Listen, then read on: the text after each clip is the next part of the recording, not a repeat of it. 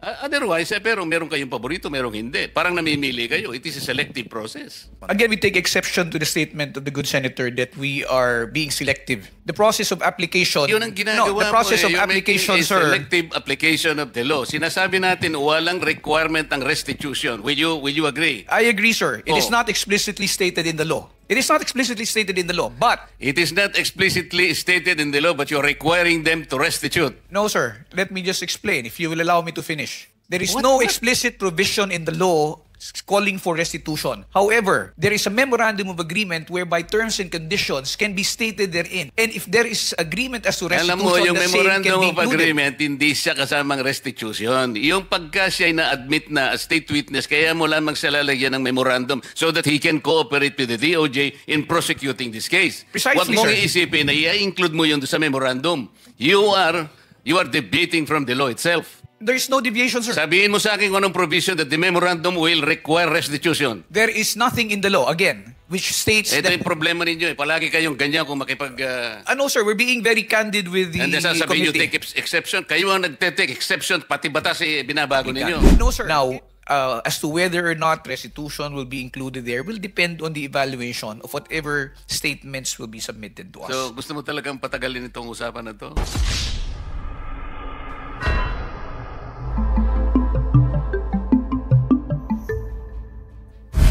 Prosecutor Padulyon, ang pagkakaalam ko, kasi I was then the chairman nung nagpasya sila ng back-cover ng WPP. At sa akin namang palagay, based on the law, kailangan silang ma-process. Sapagkat nagpasya sila na gustong magpa-cover. Ang problema kasi at the time, the then Secretary of Justice made an opinion that the Diskaya should first make restitution. Kaya doon po yata na-stall yun eh. Considering that restitution is not even one of the requirements para ma-process. Kasi nag-a-apply pa lang sila eh. I was trying to explain then, Mr. Chair, na in the process of the application of the Diskayas, restitution is not one of the requisites. Kaya lang, pinipilit ni then Secretary Remulla, now Ombudsman, na magre-restitute sila. So, doon yata na-stall ang pinag-uusapan. Ngayon, ang pagkakaalam ko rin po, Mr. Chair, si Yusek Bernardo, parang he was already granted provisional, anong tawag ron? Provisional admission, Mr. Chair. So, if he was granted already provisional admission, was he required to restitute anything? Sir, that is covered by the memorandum of agreement and is confidential. I cannot make that disclosure without any clearance from the Secretary of Justice. Why? Because the law provides for it, sir, that confidentiality is a matter which is stressed in Section 7 of the law. So, Mr. Chair, ito na naman ang problema eh. Para malaman naman ng kahit sinong gustong mag-apply, kung ano ba requirements talaga. Was that restitution requirement covered by that? Yun lang naman eh. There's nothing secret in that. But hindi mo sabihin. Sir, it is contained in the memorandum of agreement. Like nobody should know that a restitution was required by the Department of Justice? The details of the memorandum of I'm agreement... not asking for details. Sabihin mo lang, was it made a requirement? Restitution is part of the details, sir, which is provided for in any memorandum of agreement if you're going to ask me. So if it is going Bago to siya be... makapag-apply, restitution will be required. Not necessarily, sir. Not necessarily. Ito kailangan sabihin ko, palagi kasing sinasabi ng mga ibang tao, I am trying to defend the Diskayas. No, I am trying to maintain what the law says and provides. Dahil alam ko na wala namang sinasabing restitution, gusto naman nilang magpa-cover para sa ganun, may protection naman sila because they are aiding the state to prosecute kung sino-sino may kasalanan dito. Bakit hindi natin i-apply ang batas? Ngayon, sinasabi mo na naman na tinatanong ko lang, may restitution applied to Yusek Bernardo. He was granted already provisional admission. Ba't hindi mo maibigay man lang yun? There is nothing secret in that. Otherwise, pero meron kayong paborito, merong hindi. Parang namimili kayo. It is a selective process. May I respond, Mr. Chair? Yes, you may respond. Again, we take exception to the statement of the good senator that we are being selective. The process of application... Yun ang ginagawa the process mo, of application, making a sir... selective application of the law. Sinasabi natin, walang requirement ang restitution. Will you agree? I agree, sir. It is not explicitly stated in the law. It is not explicitly stated in the law, but It is not explicitly stated in the law, but you're requiring them to restitute. no, sir. Let me just explain, if you will allow me to finish. There is What- no what? explicit provision in the law calling for restitution. However, there is a memorandum of agreement whereby terms and conditions can be stated therein. And if there is agreement as to restitution, Alam mo, yung the same can memorandum be of included. agreement, hindi siya kasamang restitution. Yung pagka siya ay na-admit na state witness, kaya mo lamang siya lalagyan ng memorandum so that he can cooperate with the DOJ in prosecuting this case. Precisely, Huwag mong sir. iisipin na i-include mo yun sa memorandum. You are debating from the law itself. There is no deviation, sir. Sabihin mo sa akin kung anong provision that the memorandum will require restitution. There is nothing in the law, again, which states Ito that... yung problema ninyo eh. Palagi kayong ganyan kung makipag... No, sir, we're being very candid with the and sasabihin nyo committee. take exception. Kayo ang nagte-take exception. Pati batas eh, binabago ninyo. No, sir. If the Diskaya couple would want to be admitted, all they had to do is go through the same process. But it's not a matter only of... Pumunta na sila. Yes, sir. But they have not... Alam mo, si Secretary Boying Remulla ang nandito. Nag-uusap pa sila dito. Okay? Sabi niya sa mag-asawa, Mr. Diskaya, sige, bukas na bukas, isama mo yung asawa mo, magkikita tayo sa dinner. Nandito pumunta siya rito. Kaya ang palagay ko noon, processing lang naman. If they will not qualify, okay lang sa akin yun. But, hindi nga sila natuloy sa process because they were required restitution. Kaya ang nakikita ko dito, merong blocking. Di ba? Napakasimple na pinag-uusapan natin, Prosecutor Padulyon. Huwag na nating i-complicate ito. We apply this law to everybody. Ngayon, tinatanong ko lang, okay lang naman kung qualified si Yusek Bernardo. I have nothing against Yusek Bernardo. Okay lang. Tinatanong ko lang, para yung application ng batas, parehas lang. So, halimbawa, kung wala namang restitution si Yusek Bernardo, why will you apply restitution to these people?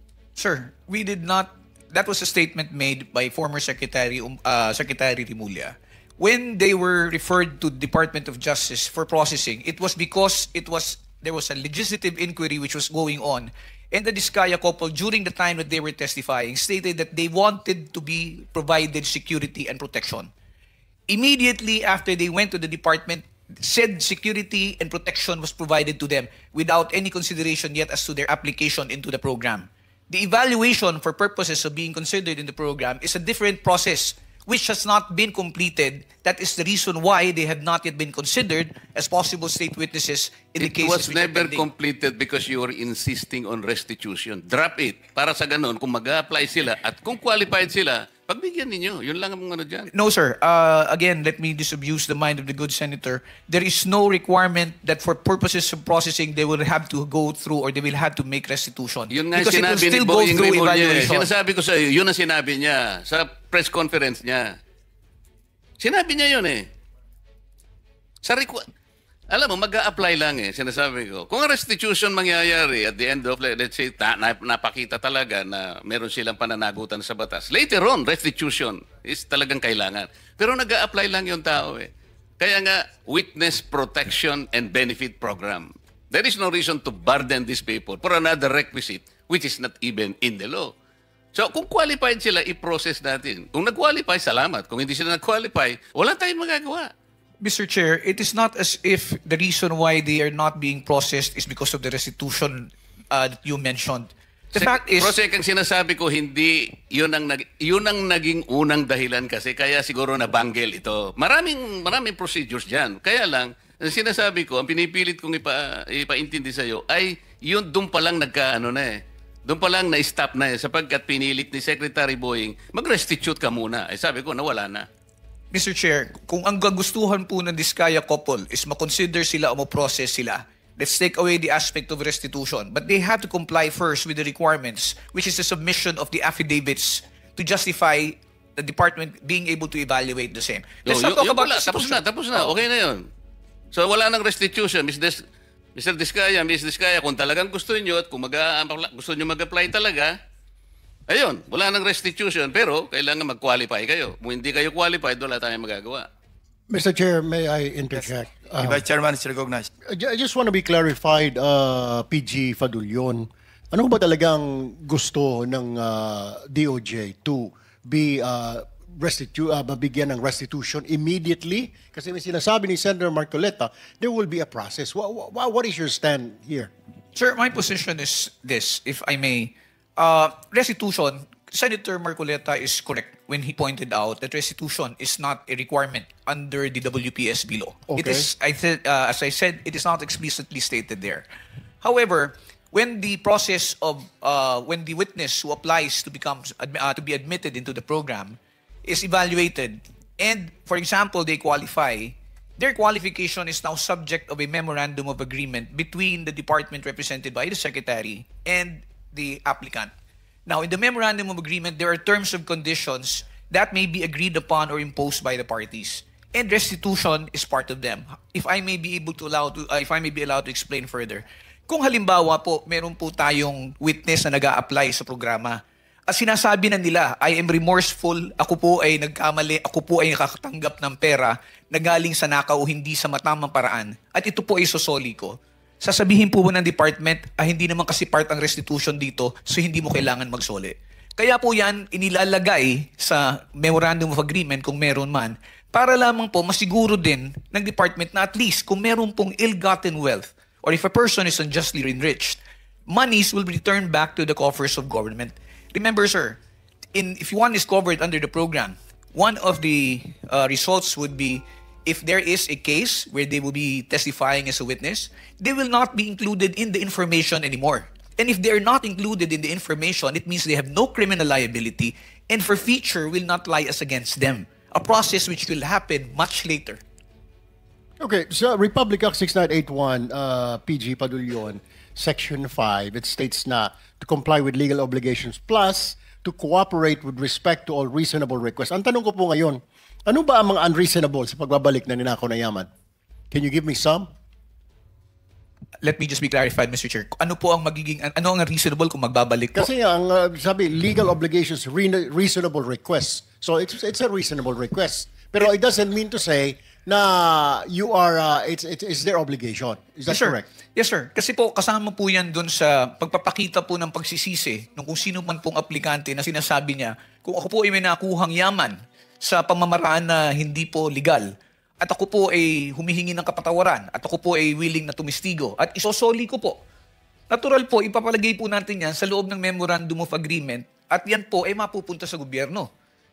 Kaya po, ang tanong ko po ngayon sa PG Padulyon is that reasonable ba o unreasonable ang pagbabalik ng pera na kinuha sa taong bayan? Which is which? It is definitely not unreasonable. I would say it is only reasonable and within reason to return the same. Thank you, Mr. Chair. Hypothetical, halimbawa, nag-apply yung couple, Diskaya couple. Sinabi nila, halimbawa, papasok sila sa MOA. Okay, ito po yung aking mga account numbers, ito yung bangko, willing po akong i-waive kung magkano man ang laman nitong account number na ito. Tama po ba yung hypothetical situation na ganon? That would be one correct means, Mr. Chair. Or halimbawa, ito po yung estimate ko na kinita ko sa aming pagkokontrata na mayroong ghost project. Nag-estimate siya. Nagbigay sila ng estimated amount na sa tingin niyo acceptable kasi yun ang base sa reasonable na computation. Kasama rin yung sa MOA. That will also be included in the MOA, So sir. hindi immediate na Hindi po pagpasok immediate. nila, babayad na kagad sila. Parang extortion yun. Yes, sir. Hindi po immediate kasi mangyayari niyan is parang you paid your way to be able to be admitted. Parang you buy your Yes, way sir. in to the Yes, sir. program. Ito po, it's a So necessary. merong miscommunication. Yes, sir. Wala nga sa batas ang restitution, pero it could come later. Yes, sir. Parang as a pledge, as a commitment. Yes, sir. That is correct, Mr. Chair. Thank you. Mr. Chair, ikaw na nga nagsabi, Prosec, it is not in the law. Okay.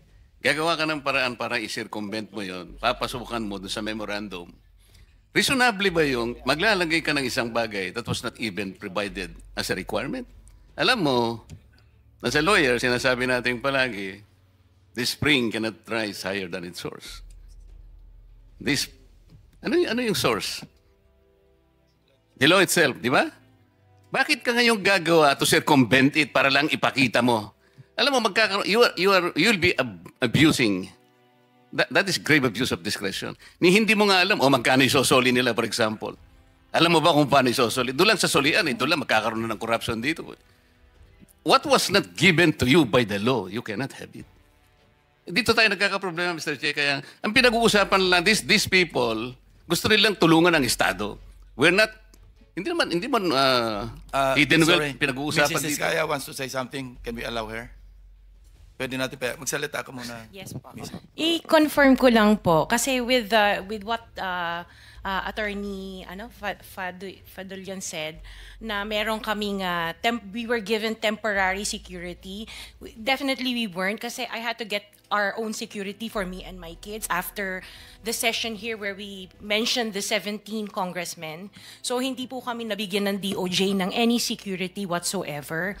And then yung sinasabi na hindi kami nakikipag-cooperate. Actually, the affidavits that they were requesting were prepared and we were ready to give it to DOJ. Pero kasi we were required to restitute first. So hindi namin You were required to restitute. Oo, How much? If wala silang sinabi na amount. So hindi Baka- namin alam kung ano yung restitution. Baka stipulation lang. Oo. So it was one of the one of the stipulations PG, that baka was stipulation lang yun. asked of us.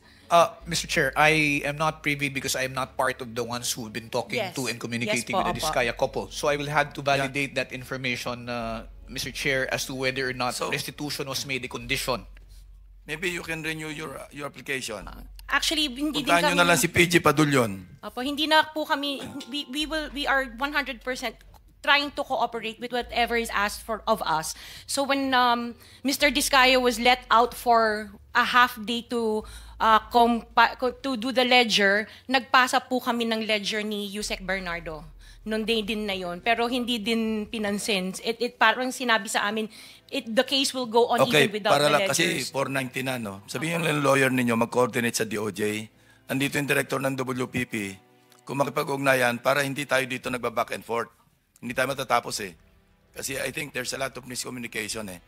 No, iba yung interpretation, iba yung interpretation. Yes, so, Mr. Senator Chair. Rizal, you're about to... Yes, salamat Mr. Chair. Since sinabi ni Ms. Diskaya na gusto nilang mag-cooperate 100% sa mga investigasyong ito, just to make of record explicitly, bukod po sa sinubmit na nilang mga proyekto ng Alpha and Omega 2016 to 2022, iniintay pa po ng komite yung mga proyekto 2016 to 22 ng St. Gerard, St. Timothy, Amethyst Horizon, St. Matthew, Great Pacific Builders, at Elite General Contractors. Plus po, yung mga joint venture agreement projects ng mga Diskaya taong 2016 hanggang 2022 din, Mr. Chairman. Salamat po. Thank you. So salamat Mr. Chair at siguro baka magkakaroon ng panibagong pag-asa yung mag-asawa na ito. Pero Prosec Padulyon, huwag mo nang ipipilit yung restitution na yung ilalagay mo sa memorandum. Mali yun. Para matuloy. Kasi nag-a-apply lang naman eh. Baka naman, ang totoo niyan kahit Mr. Chair, kung... Actually, hindi outright yung restitution. Parang pledge yan eh. Parang willing kami mag-restitute. Parang ganun lang. Hindi outright kasi pagka-outright, parang extortion yun. Hindi, maski na yung pledge eh. Wag na muna nating ilalagay kasi parang nababahiran ng ano eh. Unang-una, hindi nga natin alam, magkano ba i-restitute? Sino bang magkukwenta? Sino magtatago nito while nandyan yan? Paano kung halimbawa, hindi naman na kumpleto, hindi sila nag-qualify? O kung nag-qualify man lang sila as state witness, later on, nagkaroon nga sila ng konting sablay, pwede rin naman silang i-discharge as state witness. Eh. What happens to the restitution? Kaya para wala kayong sagutin, wag nyo nang ipipilit yun, wala kasi sa batas yun. Okay. I would suggest Thank that you, the lawyer Mr. of the Diskaya couple will just coordinate with the DOJ. Okay. Settled? Para mag-renew yung application. Yeah, thank you very much. So, meron pa?